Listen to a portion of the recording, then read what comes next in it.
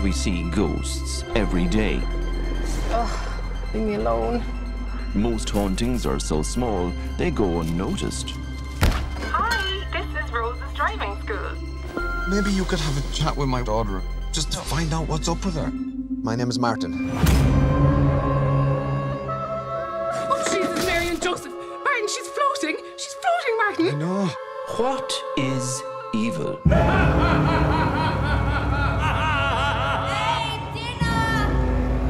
Coming, my sweet. I'm doing an incantation. Now! Hear me, powers of the night!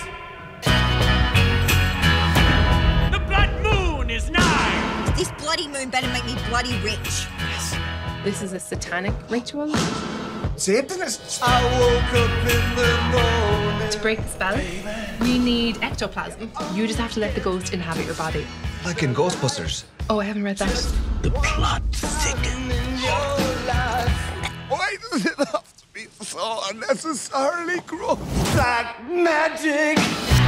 Aha! Your girl's got something. Prick. Holy s***! Black magic! This is over. Martin! Hello, little ghost lady. No. Oh, I'm sorry. I thought you were dead. Oh, my goodness. Coming soon. Ja, hallo und herzlich willkommen bei NERDtv. Eine neue Ausgabe vom Nerd Talk, hier direkt vom Nifff, dem Neuchâtel International Fantastic Film Festival. Wunderschöne Kulisse und wunderschöner Tag, wie immer. Und ich begrüße als Gast bei mir den Regisseur Mike Ahern, der hier vertreten ist mit seinem Film The Extraordinary. Eine fantastisch überdrehte Komödie mit mystischen Elementen, unbedingt ansehen. Mike Ahern, good morning. Morning. Nice to meet you. Thank you. First, I'd like to congratulate to your new movie. It's a turbulent, absolutely hilarious mystery comedy. So what's the exactly name for this sort of movie? I don't know. We call it a supernatural comedy, but it's a romantic comedy. It's a mystery. It's absurd. It's a little bit Scooby-Doo at times. It's got everything, I think, in that way. But yeah, so I suppose a supernatural comedy kind of covers a lot of it. The movie has so many details, so many little sort of humor. How did you come up with all these little ideas? So you written this or directly on the set some things? I think pretty much everything was written. You know, when you're trying to get a film made, we've been trying to get it made for a few years. You can kind of keep adding jokes and adding ideas. So lots of the stuff was on the script. And also, you know, it was not a very big budget, so we didn't have a lot of time. So nearly everything was planned before we got there. You know, every joke, and obviously our actors are also comedians, and you know, really great at bringing some extra dialogue and little jokes sometimes. But most of the stuff was written on the script. So is the plot of the movie, so this mystery thing, something personal, important for you? I guess no is the reason, or is the thing there. I think we were looking for like a funny situation to write about. Where the film came from originally was we were kind of looking for a movie to make in sort of a genre movie maybe. And I was reading an article on a newspaper, and it was like a really stupid article about a ghost who came to an old folks' home and was touching the old people in the night. And we kind of thought that was, you know, a little bit funny, but in the article on the website, it mentioned a couple, like a man and a woman who he was like by day was like a truck driver, and she by day worked in a bank or a credit union. And at night they would go and like do ghost busting for people, like kind of come to your house and try and, if you have got a haunting, they will come and sort it out. And it was just 2 sentences in the article, just 2 lines about this couple, but we were like, who are they? You know, you know, how did they meet? How did they know they can do this? What gifts do they have? And that it was those two lines that kind of inspired our film. And we just started to try to imagine like an Irish couple who were meeting, and how they got together. So I guess the start of the idea was with that article, and then we just took it from there and made our own story on top. Based on a true story. Yeah, exactly. That's that's how we said it. Yeah. Great. How much influence do you have to the whole production? Yeah, a lot. I mean, we wrote the film obviously and directed it, and then lots of the actors are Maeve Higgins, who plays Rose, is also a friend of ours for a long time. So we wrote the film just with her voice in our heads the whole time. So it was never, you know, we're going to cast anybody else except for Maeve. It was always going to be her, and the whole film kind of revolves around her. And then, you know, I think the producers just knew our work, and they were very into the idea of making this film with us. So we had a lot of input into the whole thing. Really, you know, it's our baby. Right. How do they work with actors? How spontaneous can be the actors on your set? We love them being spontaneous. I think when we went into this, we were definitely, you know, had written a guide for lots of the voice and the story, but we were very open to, you know, any jokes that we saw on set or any ideas that the actors had. They were cool with us. So often we would, you know, do the version that we wrote, and then we would see if there was a better way of saying that or a better line that would work. And Maeve is really good at ad-libbing, or, you know, making her own jokes, and the way she says things, we would say, how would you say that in your voice, you know, and make it funnier. So we were doing that a lot. Will Forte obviously is like a really amazing American comedian. He plays Christian Winter, who's the bad guy in the movie. And we were massive fans of his, so we were excited for him. But he was very, he loved the script, and he was very wanted to stay on with the jokes, even when we were like, do something else. He was like, no. But what he brought was like just stuff that we didn't expect. So like we had written in, you know, at this point he does like a spell. You know, he does some spells in the movie, and at this point he does like an incantation, and it didn't really say what that looked like. And then Will would just do his crazy, you know, because you've seen it, but if you see the movie, you're just like, and we were like on the floor laughing when this started, and we were just like, okay, that's that's perfect. And then it became a big part of the film. Then his incantations were much bigger because of just the way he physically acted them. So loads of those little jokes, you know, just come by accident or on the way while you're making the movie. Great. Do you like special effects? Yes. Was it difficult to make these effects on this movie? Yes, we had the kind of VFX part. We had a really great company in Belgium, and they're a producer on the movie too. So their part of the production was the tricky VFX. But for us, we have a big love of like practical effects. And we like love old movies that, you know, where you can nearly see the string. And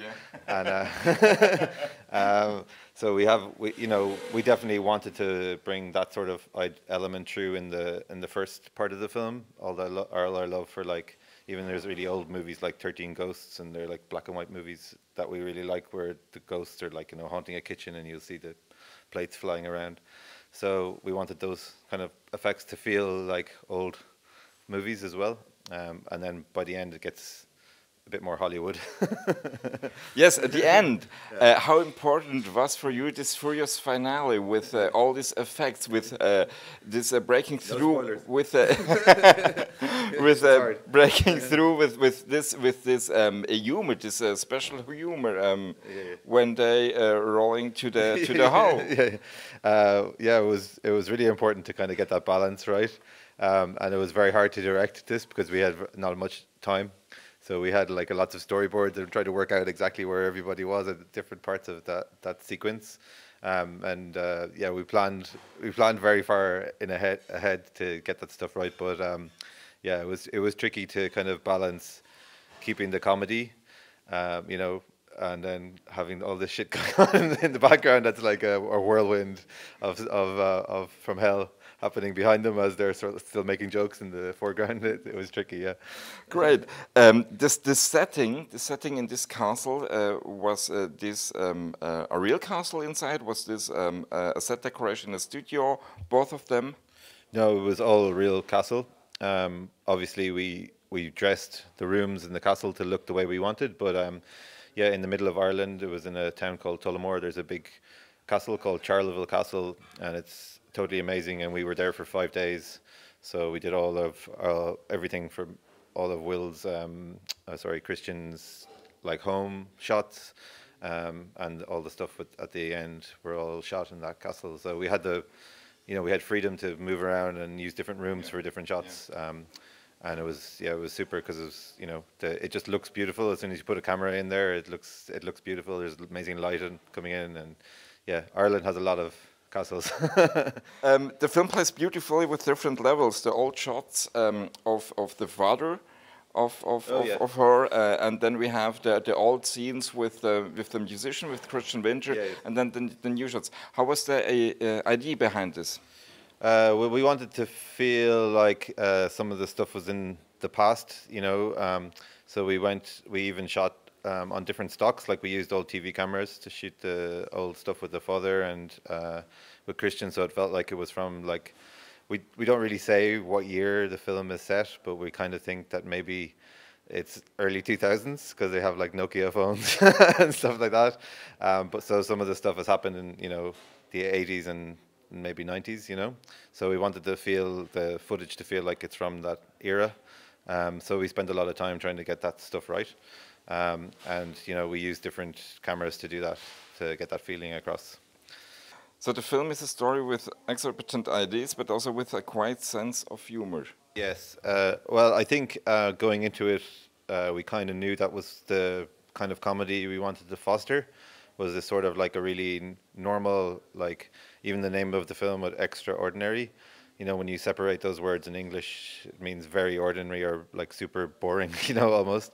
So I think that's sort of the kind of comedy we wanted to show initially, especially in the movie, was to have these little small moments and show her life, and you actually care about the character, even though it gets crazy and stupid and has all different tones, that there's still a heart all the time. So we were very careful to kind of make sure that those little performances were structured well, and were and Maeve Higgins, who plays Rose, she knew that's what we wanted to do, so it was easy to just talk to her and make sure that that was happening. And then it's also about who you cast to play against her. So that guy, in the car at the start, for example, was really good and actually nervous in real life.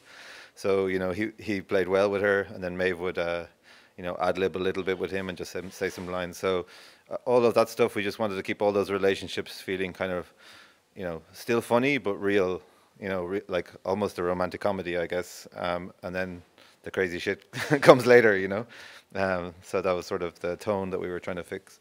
And I guess our idea for the film is that it sort of goes like this, like you start small. Even at the very start, we start with like VHS tape, and it's really cheap and shit, and everybody's thinking, is this what the film's going to be like?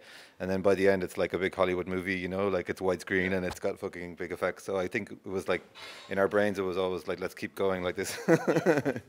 How long you shooting the movie? 25 days. 25 days. It's really strong. Yeah, it's really structured and really too ambitious at times.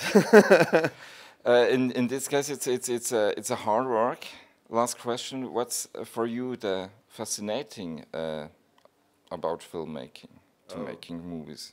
I think there's different. It changes depending which part you're doing, and I like lots of the different parts. Like we both really enjoy writing the movies, but then it's like you have different jobs at different times, and I think that's what I really enjoy about it.